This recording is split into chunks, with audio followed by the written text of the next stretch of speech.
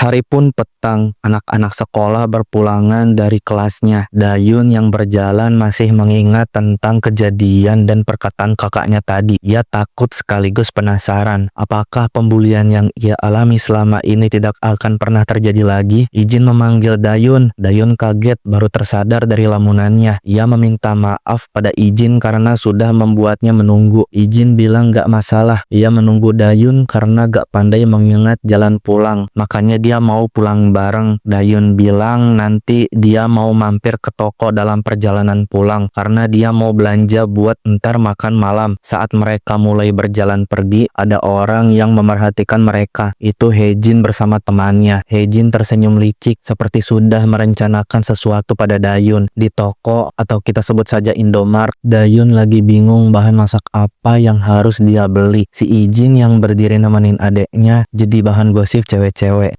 Dayun yang memperhatikan sekitarnya jadi mengingat kalau di sekolah Izin juga lumayan populer. Dayun pun bertanya, apakah Izin punya pacar sebelum ia pindah ke Korea? Hah? Pacar? Maksudku, apakah kamu pernah mengencani perempuan? Izin bilang dia nggak pernah punya. Dayun bertanya kenapa, padahal Izin kan sangat populer. Izin berkata karena dia sibuk. Dayun merasa bersalah menanyakan hal tersebut karena ia berpikir Izin itu sibuk menyesuaikan diri di negara asing.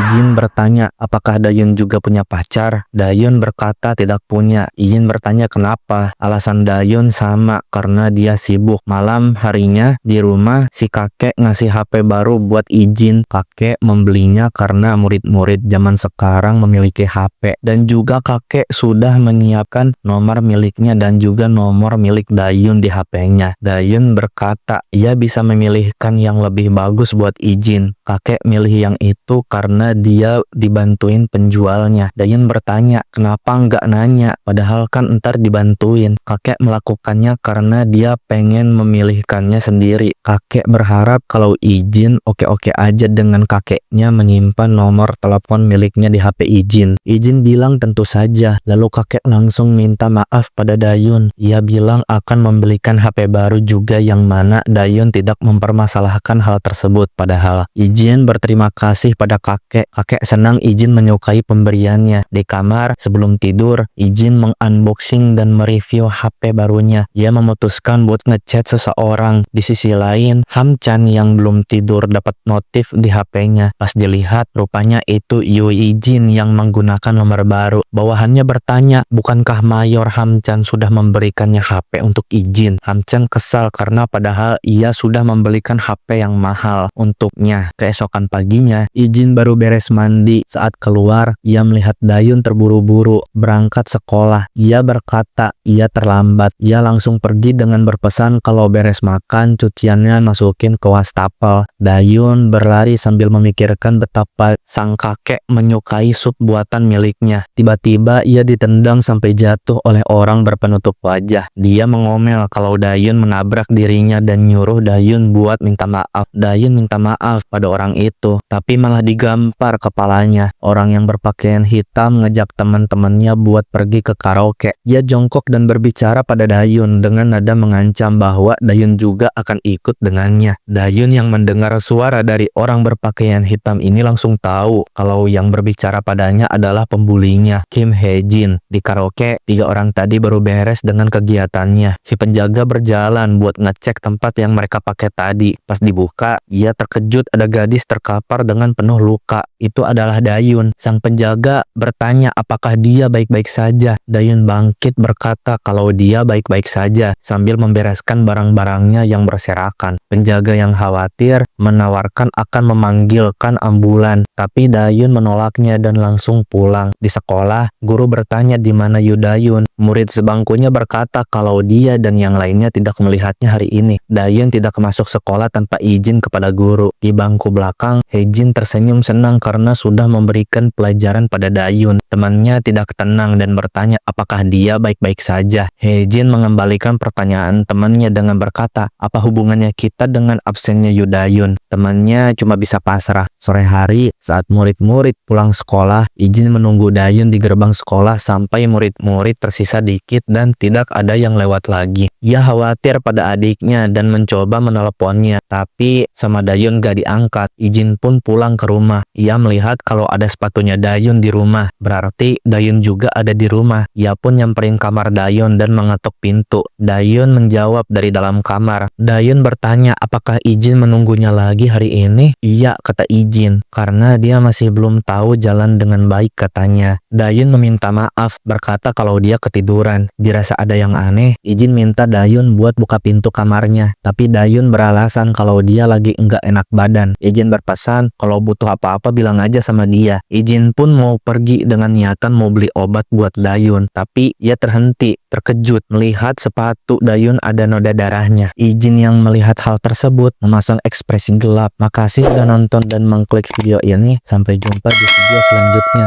Dah.